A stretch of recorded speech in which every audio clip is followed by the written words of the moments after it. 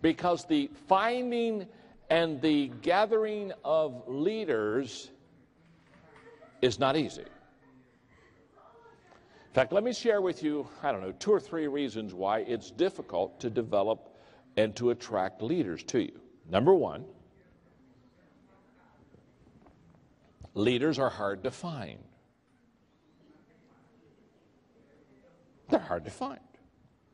If Malaysia is anything like anywhere else I've ever been, Malaysia has a lot more followers than they do leaders. Is that not true? I've never gone to a company. And they said, John, you really, please come to our company immediately. We need to talk to you. And I've never rushed into a company where they've sat down and said, we have a problem. What's your problem? We have too many great leaders in this organization. Oh my goodness, we just have leaders everywhere. Can you thin some of them out for us?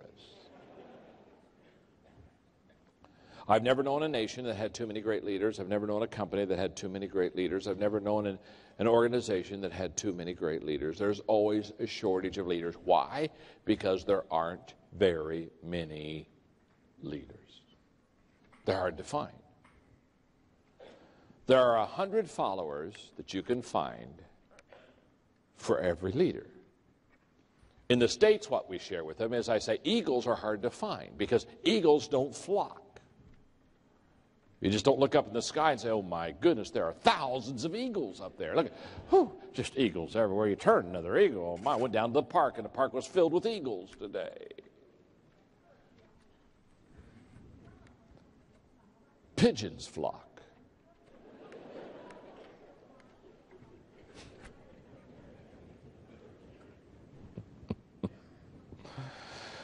Somebody told me one time, they said, John, I can't believe what you say. I say, you'd be more impressed if you knew what I didn't say. Eagles don't flock. They're hard to find. You have to find a leader one at a time. When I fly into do conferences, a lot of times the people who are picking me up at the airport, they don't know me. They've maybe never heard me or never seen me, maybe never heard of me. But they have the assignment of picking me up at the airport. And what I've noticed is there's 2 kinds of people that pick me up at the airport. One kind of person picks me up at the airport, what they do is they stand outside of the security area, wherever it is, and they've got a big card, and on it they put my name, like John Maxwell. And so maybe they're talking to a friend, but they're standing out somewhere, and they've got they got this card in the area, and they're basically saying, get off the plane, get through security, look at the card, read it, come over and introduce yourself, and I'll take you where you need to go. Basically, they put all the responsibility of me finding them on my shoulders. That's okay. Most of the time, I go up to them, introduce myself. Once in a while, I want to have fun. I just walk right on by. Take a taxi to my hotel and scare them.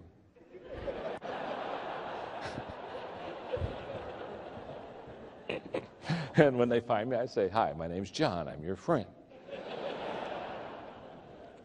Well, one person, they put my name on it, and they basically say, find me, find me. Now, the other kind of person, what they do, they're different. What they do is when they have to pick me up at the airport, what they do is they get one of my books, and they go back to the back of the book where my picture is.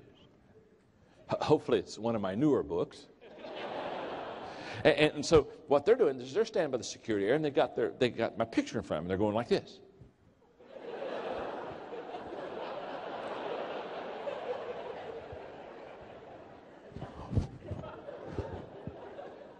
And then they go, you're John Maxwell. Well, yes, I am. How do you know? Well, I've got a picture of you. Now, you see, when I say that you have to develop a leadership team, there's one of 2 ways that you can do it. First of all, you can do like most people do, put advertisements and ads and things like that, and they basically stick up a sign and say, looking for leaders. I've been standing all day and haven't found any yet. Or you can say, oh, no. If I'm going to develop a leadership team, what I'm going to do is I'm going to get a picture of what a leader looks like. Oh, my goodness. Oh, there's a leader. You see, The reason we miss opportunity, we all miss opportunity, do we not? How many of you have missed opportunity at least one time in your life? Sure, thank you very much. You make me feel comfortable. Now, the reason that you and I miss opportunity, you know what? Do you know why we miss opportunity? We miss opportunity because we don't know what it looks like when it's coming to us. It passes us, we go, oh, I should have done that. I should have done that. I knew better. You see, we didn't have a picture of what it looked like when it was coming. So therefore, we miss it. Can I tell you something? If you don't have a picture of what a leader looks like, they'll pass you all the time. There'll be leaders all around you. Can I tell you something? You can be in a room with leaders and not even know it. So when I tell people to develop a leadership team, in fact, they'll come to me lots of times and they'll say, John, they'll say, I want to develop a team of leaders. I'll say, oh, great. And they'll say, can you help me? I said, well, I'll be glad to help you. I say, first of all, what are you looking for? Well, I'm looking for leaders. Leaders. And, well, yeah, leaders. That's what I need leaders. That's what I am looking for leaders. Dead people or alive people?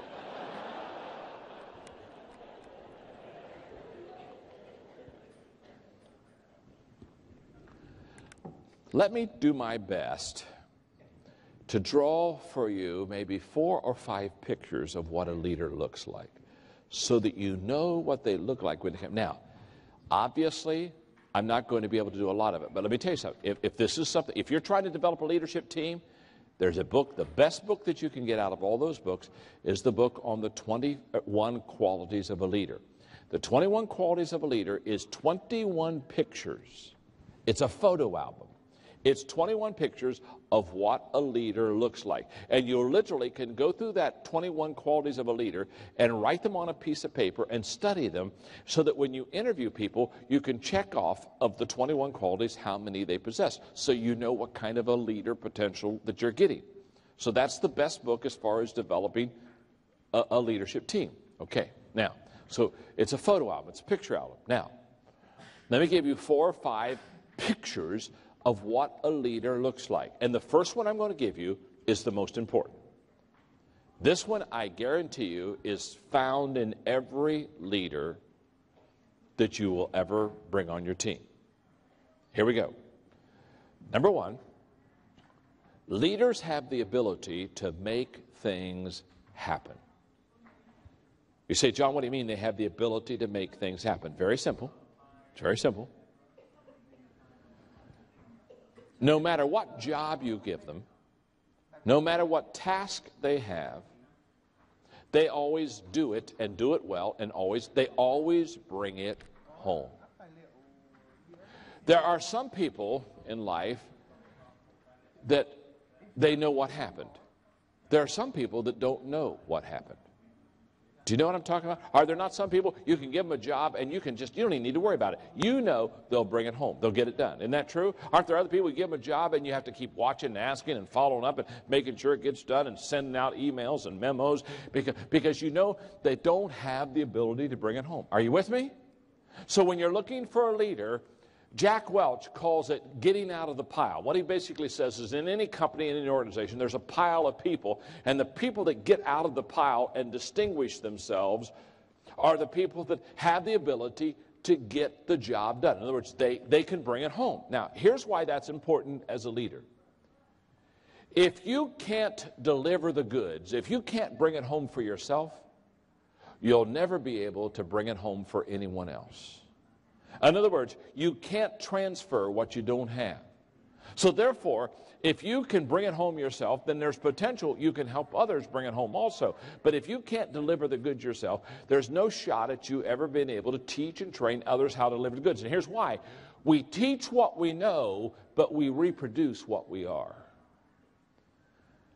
And so therefore, I can't reproduce other leaders. I can't reproduce other producers unless I can produce myself. So when I'm looking for a leader, the first thing I'm looking for is, do I have somebody on my team that they absolutely have the ability that when you give them a job, they not only get the job done, but they do it with excellence. They not only get it done on time, but they get it done before time. They always do more than you ever expected. They always bring it home. They are totally dependable. They are totally trustworthy. And basically, whatever you give them, you can let it go mentally because you know they're going to bring it back to you. In fact, when they bring it back to you, they're going to bring it back to you better than what you gave it to them yourself. That's the first quality I look for. In 25 years, I've only had 2 assistants. When I speak of assistants now, I'm talking about people who literally run my life. My assistant, Linda, now was mentored by my first assistant, who was Barbara.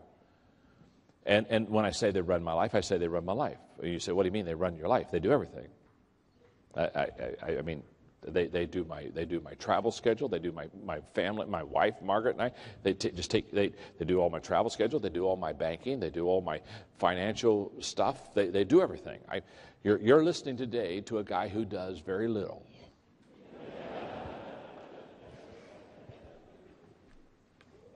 And is proud of it.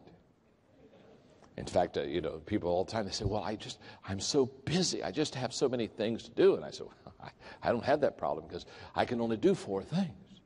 And see, when you're worthless in most areas, it's just wonderful because people don't want you. You know what I'm saying?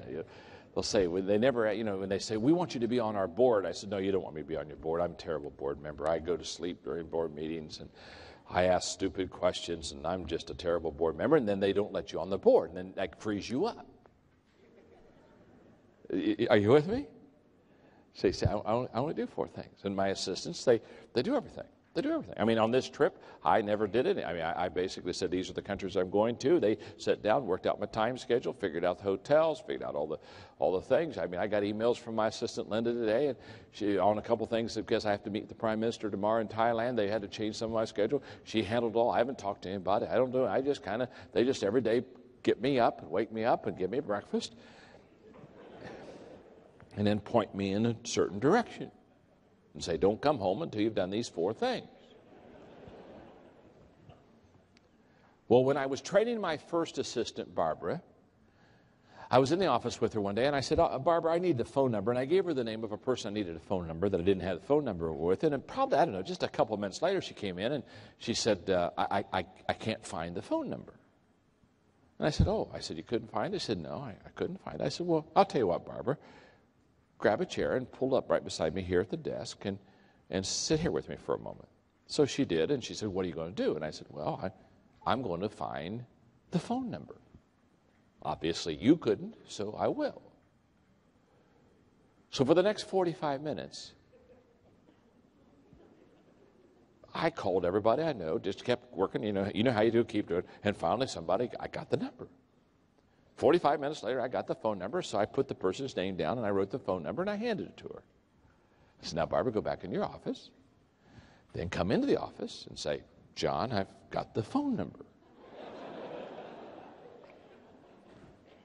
And then I looked at her and I said, Barbara, never again, when I ask you to do something, come to me without delivering it. It's a requirement.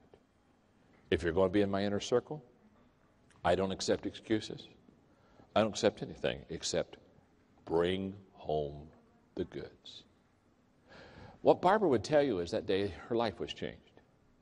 She realized that she was going to work not for somebody, because nobody works for me. They work with me. We're all partners. But she realized that day I accept nothing but deliver every time. I deliver every time. Expect you to deliver every time. Because if you can bring it home for yourself, then you can train others to bring it home. What I have discovered is those who can't reproduce other people who can't, until you have a whole bunch of people who can't. And then you wonder why you're not succeeding in life. I love this. I'm going to agree this. This is so fun. The insurance companies compiled together a list of people's excuses when they got into automobile accidents. And I just love these. You talk about excuses. By the way, it's easier to go from failure to success than it is from excuses to success. I've never known a person who makes excuses who was ever successful. As soon as they go around if and can't and will and won't and haven't and should and done, well, as soon as they start ifing and butting, I know we're in trouble. So the insurance company, they came out, and I love this. These are explanations for automobile accidents, such as there's one. As I reached an intersection, a hedge sprang up, obscuring my view. That happens all the time, those hedges that just spring right up on you. An invisible car. An invisible car came out of nowhere, struck my car, and vanished. Those invisible cars will do it to you every time. The telephone pole was approaching fast. I hate it when those telephone poles start moving around on you. The telephone pole was approaching fast, and I attempted to swerve out of its path. And it struck my front end.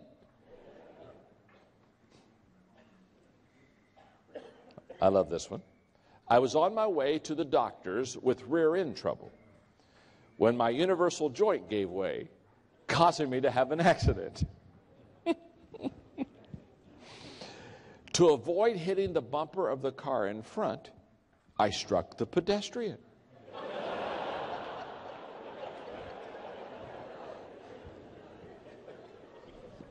I was coming home, pulled into the wrong driveway, and hit a tree I do not have. The pedestrian had no idea which direction to run, so I ran over him.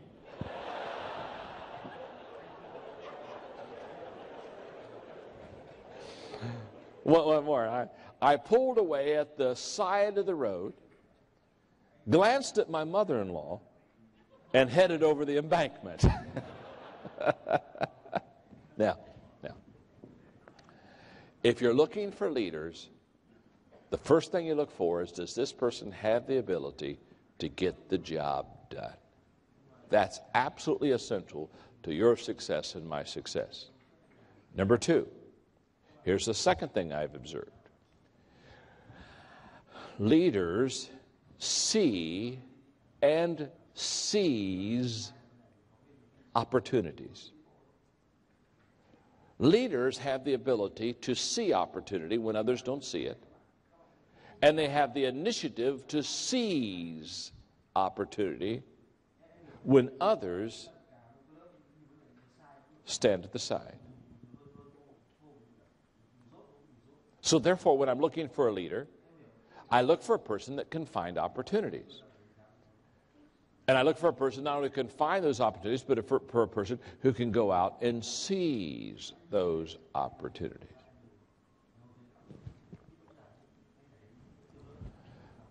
I often go shopping with my wife, Margaret.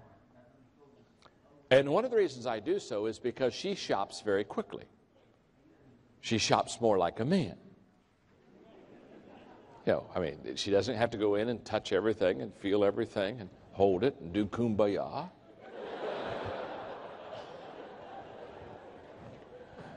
And one day I said, Margaret, I don't mind shopping with you, because she walks into a store, and in 5 minutes, she's either got it or she's out.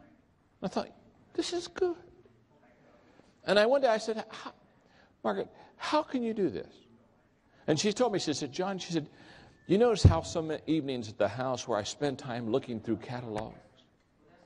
I said, yeah. She said, well, what I'm doing is I'm getting a picture of what I want. And she said, when I find what I want, now she says, when I go to a store, I know what I'm looking for. I already have researched, I already checked out consumer products. And she said, when I go in, I already know what she said, I don't have to go around and look at everything. She said, I'm already focused. I know what I'm going for.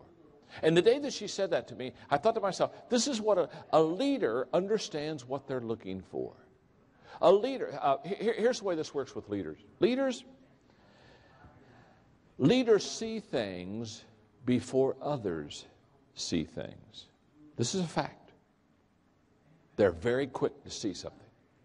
In fact, other people are still looking around in the room, and they're saying, well, don't you see it? See, potential leaders see before others see, And potential leaders, they see further than others see. They not only see it first, they see it further. They see it in its breadth, and its size, and its largeness. And so they see it first, and there's a tremendous advantage if you can see it first. So I'm looking around and I'm saying, who is always in my group of 10 people, if this is my leadership team, I'm asking myself, which one on this team is seeing it quickest? Who's seeing it first? Because that's the sign of a leader. I mean, some people, is it true, on your team, they never see it. But now, let me tell you the advantage of seeing things first. If you see it first, you can go after it first. Now, let me explain it this way. In the 100-meter dash, I just want to go on record today, tell you, that in the Olympics, if they would allow me,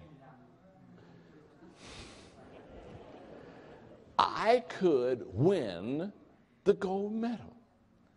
I mean, look at this body. You can just tell.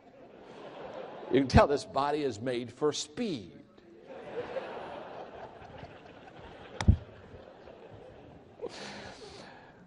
I could win a 100-meter race if they just allowed me to do one thing. Just one thing. If they would give me a 10-second head start. I could get this fat body. Yes, I could. If they gave me a 10-second head start, I could win the race.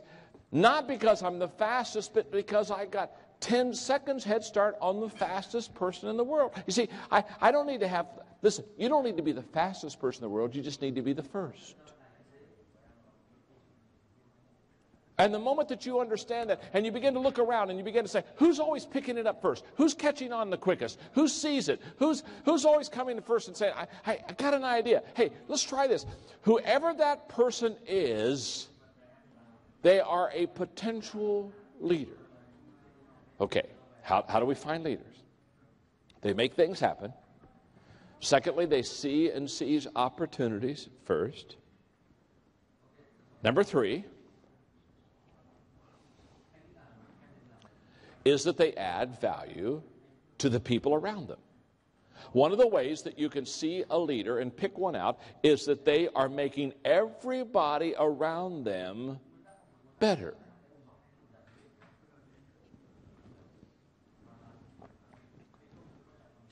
So look on your team and say, who on this team is adding value the most to the other people on the team? Whoever that person is, they're the leader. Now, there are 4 kinds of people on earth.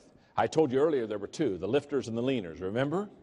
The elevator principle and the winning with people. There are really 4. There are adders, subtractors, multipliers, and dividers. Yeah, it's just old math. There are people that add to your life.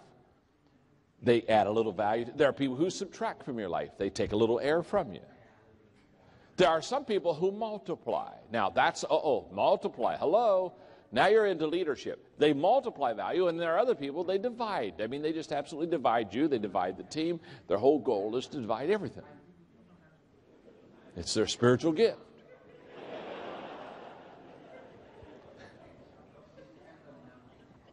So I'm looking on my team. Again, I'm looking on my team, and I'm asking myself a very simple question. The question is, who on this team is adding value to others? I've just looked at them and said, okay, who's adding value to me? Who's adding value to others? And let me give you something. I very seldom give in conferences, but I think because you're an outstanding audience. You know you're above average, do you not? You understand that, don't you? I had to come all the way to Malaysia to find an above average audience. So you can look at your neighbor right now and say, you're good. Go ahead and tell them that. You're good. Tell them that. You're good. You're good. All right. Look right back at him and say, not that good. Not that good. Let me share with you what I call the 5 I's that add value. The first I is inspiration. Look on your team and ask yourself, who lifts the morale of the other players on the team? In other words, who inspires others? Who inspires me? Who lifts my morale? The second I is information. Who on the team is always giving me important information that helps me as a leader? Who's telling me things that I need to know to lead better? Who's the person that just absolutely is the one who's informed? They know, and they tell me, they tell the other team members. The third I is ideas. Who is it on the team that comes up with the best ideas? Who is it that when I throw an idea out, they're always making it better? Now, this is one of the values of teamwork. One of the things I teach is that if you really want to develop a good team, you need to develop what I call a thinking team. I have a thinking team of 8 people that are very creative, and we sit together every 3 months, and we spend a half a day just thinking about how we're going to write books and what we're going to say and what we're going to do and how we're going to solve problems. And they're great. And what I've learned is that none of us is as smart as all of us. And some of my best thinking has been done by others. And so therefore I get my thinking team around me. Now, this is the idea question, this is the third I. And so I look at my team and I ask myself, okay, who is it that when I throw an idea out at them, they give me a better idea back? Because whoever it is, they're a good thinker. They're